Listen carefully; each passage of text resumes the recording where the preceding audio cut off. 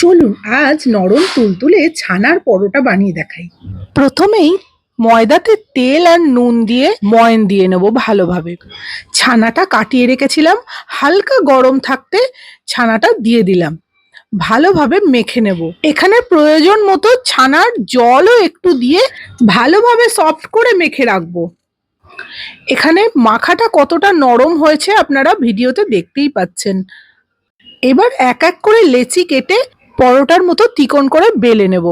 এবার তাওয়া গরম করে এপিঠ ওপিঠ হালকা সেঁকে রিফাইন তেল বা অল্প ঘি দিয়ে ভেজে নিলেই রেডি নরম নরম ছানার পরোটা। একবার বানিয়ে খান, তাহলেই বুঝতে পারবেন কতটা নরম হয়।